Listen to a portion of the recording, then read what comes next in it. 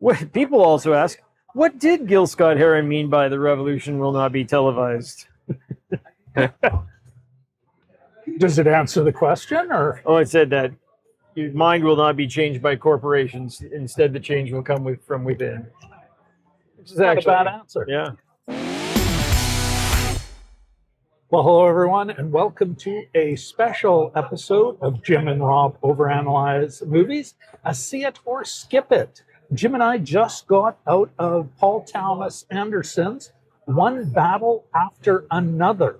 Kind of a fugitive movie. Yeah. Fugitive movie, people on the run.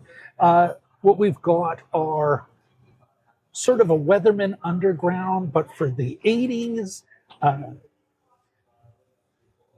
Couple of characters, one with their daughter on the run, another one caught by the feds, the man. We advance to our current timeline, good 20, 30 years later, or 20 years later.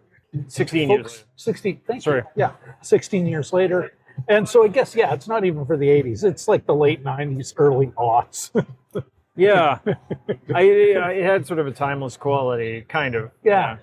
It's older cars, but people still had a cell phones. Yeah. big bricks. Yeah. Anyway, what happens is for reasons, one of the cops they ran across was one of their, back in the day, has now decided he needs to find the father and his daughter. Yeah, that's where the chase begins. The father and daughter split up. This time it's personal. As opposed to other times where it was impersonal. Much like a lot of American politics these days. So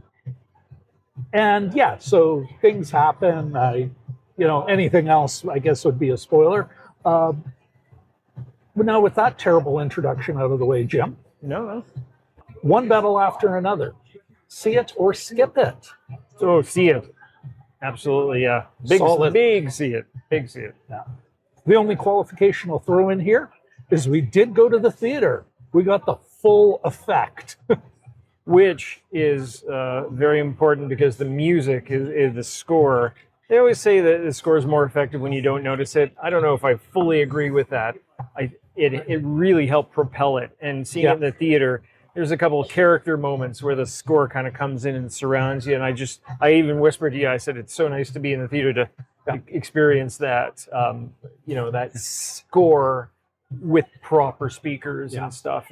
Yeah. It definitely, if you wait, I don't know why you would. Go see it now. I'm with Jim. It's a solid see it.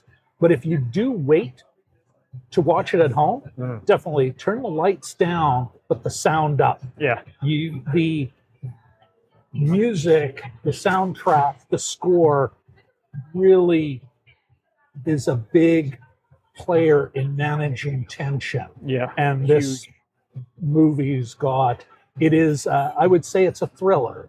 It's a thriller. I saw a description, epic thriller, epic action thriller, I think it was called. But I guess it's sprawling. I'll say epic. Yeah.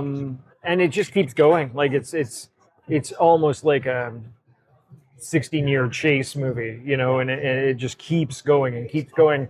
And at the end, I remarked to you, it's 2 hours and 42 minutes, 162 minutes. Did not feel like that at all. Like it went by very quickly, and I was engaged the entire time. So. Myself, you think about how you feel during a movie. Yeah.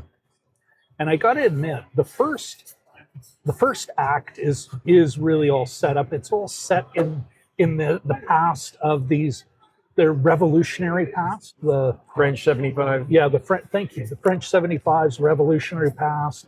And they really are, I think, kind of riffing on the Weatherman Underground, Black Panther Party, maybe. There's a bit of a mishmash of, American left revolutionary, radical stuff, right? But I was like, it's one of those things where I was almost bummed out because it's showing this active pushback where I'm looking around in our time This came out the other day. It's obviously speaking to her current context. Yeah. And I Yeah. was like, oh, this sucks. By the end of the movie, though, it delivers a satisfying ending. Yeah. I felt good coming out of the theater, although I got to admit, depending on where you are in the political spectrum, if you're one who looks around and goes, yeah, the man is, you will not come away going, oh, I feel a little less harsh about that. Yeah. Yeah. Yeah. You know, in terms of the ending too, is that there's a sequence at the very end, which some people have commented already on the socials, and it's Hitchcockian, I think, in its delivery. That it involves hills, and it's a great sequence. Like it's well shot. I'm just thinking technically how you would do that. Yeah, it's a fantastic sequence. And you're all about geography. And your visual, like what you can see and it's so well done that I think what you know and what you don't know. I think that's like going to there's hold up. dramatic irony, but then there's also you're still wondering. Yeah, it's like, oh, how is this going to play out? Yeah, yeah, because you're being led to what you hope is not just a satisfying ending, but a yes. Yeah, and you're like, but at the same time, you're never sure. Yeah. No. Jim, let me ask you this. Like, without spoiling it, I think we can say this is in many respects kind of it's got a lot of Western themes, Western, like American Western tropes, even the location, some of the stuff that happens. It is the cops, the bad guys in this film are out to get, revolutionaries. So it's, yeah. What did you think about that choice of motif, of genre that it's pulling from? Yeah, I mean, you can probably. The tricky thing is you can probably divide this up into sections. The first act, which is all their backstory, and then the middle part, and then the end part is definitely like deserty and sort of westerny. And earlier on, it's tricky. Is it sort of like a lot of it has to do with like racial identification? So is it like the Searchers? Like I'd have to watch the Searchers again, to see that. But westerny. The movie is so filled with ideas and things going on. I'm clearly going to have to see it again. But definitely worth a deep dive. That's a good question. I suspect you're going to ask me about movies that it reminded me of, because you said that. Yes. So I just now thought of the Searchers, but other ones, I mean, it's got a very 70s feel as well. So you have things like, and it's been a while since I've seen Thunderbolt and Lightfoot, but that kind of, old car, dusty roads. Midnight Run is another one that comes, Midnight Run's a more focused, less sprawling kind of story, but similar characters in a desperate situation, right? And nobody's still for too long. Like the whole movie, Leo's sort of like cantering around, almost like Quasimodo in Notre Dame, like he's shuffling around. And then finally, there's a part of it, again, I don't want to give it away, where he's still, and it's just like, this is a definite, change in the character. You see an actor that was on, you had even kind of nudged when we first saw him on the screen, but it was out of a 70s TV show. Oh, yeah. Emergency. Yeah, Kevin Tye. Yeah. But I also think of times I'm thinking it's got a kung fu vibe. Oh, yeah. They did think of kung fu. I thought of even maybe harakiri. Not harakiri, but I'm thinking of that idea of that was good. A system that is, or elements within a system that's out to get people. Of course, there's also The Fugitive. Like, I mean, you can't have somebody on the run. But I also thought of American Ultra. Oh, I haven't seen that. It's a weird movie a weird, solid genre flick Yeah. that totally muffs the ending Okay. to a point where it's like, wow, I was going to give this a solid see it. Now it's like, what the? Yeah. But, I mean, you and know, it's not the same thing, but there's elements in it like I kind of think of. I'm trying not to like be reductive and say that any desert chase movie is similar to this, like Duel. No, not Duel, but something like, well, you're No Country for Old Men. Yeah. It had a bit of that. There's an element of that. Oh. Leo's character reminded me a little bit of his character in Sicario. I'd have element. I have to watch that again. Once Upon a Time in Hollywood, I think I'm almost waiting for a trilogy of like desperate men in their 40s that Leo plays. Don't Look Up, would that be sort of in there? I don't think so. Like of a certain flavor. Like his character here and his character there are both, you know, prone to like anxiety. They cry. You know, they're worried about their role. They in are life. the Slightly lost. They're the opposite of the competent male. Yeah. Which is great to see. And the opposite of Benicio del Toro, who comes in who's just like cool about everything. Yeah. But also kind of a groovy sort of. Yeah. Taekwondo guy who bows to his weapon. He's like, get off the tatami. And, you know, just so effortlessly cool. Yeah. Well, at the same time, just managing the whole being Mexican in the United States right now. Well, and then he said at one point, great line, he says something like, we've been surrounded for 1,000 years. Yeah. So hundreds of years maybe. Yeah. I had two more questions before we wrap it up. Sure. There are Christmas references in there. Yeah. Without laying it on too thick, there is a bizarre racist cabal that is driving one part of the action in this film. Yeah. Although it's not actually the main mover. It's almost like the trigger. But they kind of know each other through Christmas references. Did you any? I think just the fact that it's Christian, you know, that they wanted to make it obvious. The war on Christmas. Fully Christian. Paul Thomas Anderson, you know, a lot of these characters are the bad guys are obsessed with racial purity, especially the daughter, involving the daughter character. Yeah. Paul Thomas Anderson's married to Maya Rudolph, who's half Jewish and half black. Yeah. And then, you know, so. Okay, so you got. That's kind of interesting. I mean, I think he would be particularly sensitive about those. Yeah. Obviously, at least aware, at least have some lived experience, at least observing his wife negotiating that.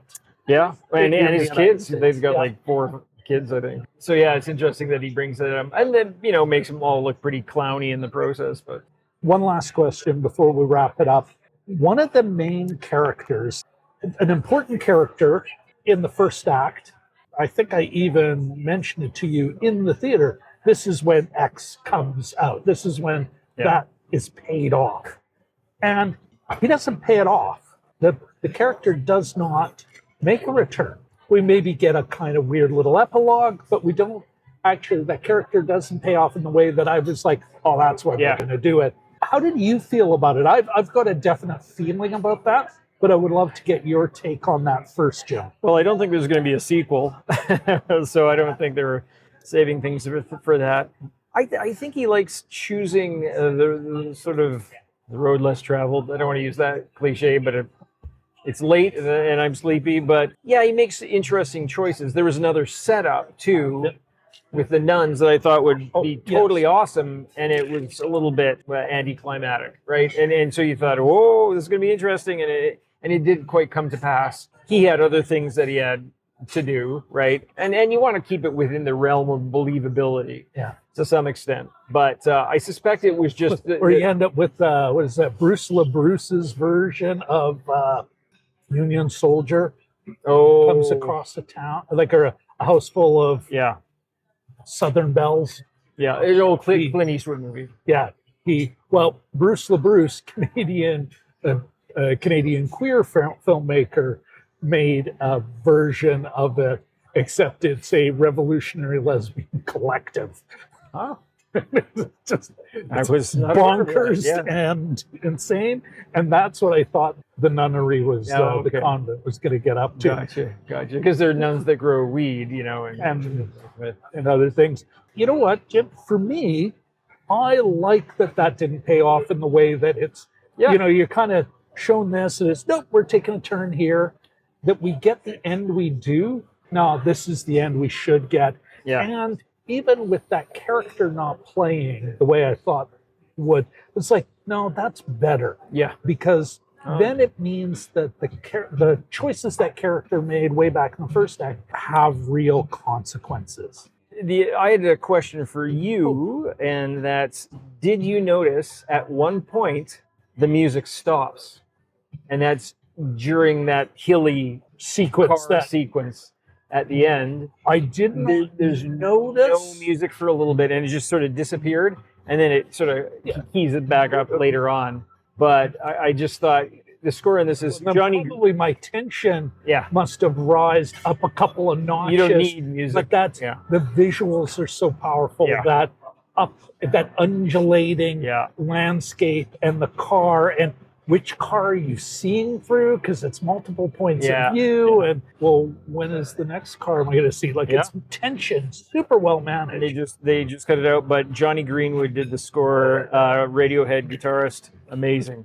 I think he'll get a lot of recognition for this. Yeah. But anyhow, And it's a great mix of music, like well chosen, like pop music, yeah, and Tom Petty and Gil created Scott-Heron. like sounds Yeah. scoring Yeah. for it. But also the sound design was solid. There's another scene, well, in the third act, it's silent, and the tension just goes through the roof. Yeah. It's no longer using music to ratchet up tension, because we're now like in a mode where it's like, oh, this is going to go bad. Yeah. Will it go bad for the people we want it to go bad for, or will it go bad for the people we don't want it to go bad for? Yeah. And even some of the stuff Thomas Anderson chooses not to show us. You know what? We're almost doing a deep dive, folks. Yeah. Listen, It's a good idea. please. Pull the plug. Yeah, we're going to pull the plug right now. Please like, subscribe, especially if you like this kind of thing. We will be doing a spoiler zone deep dive on it sooner rather than later. And last but certainly not least, ring-a-ding that bell. Congratulations, Brisbane Lions, and go Toronto Blue Jays.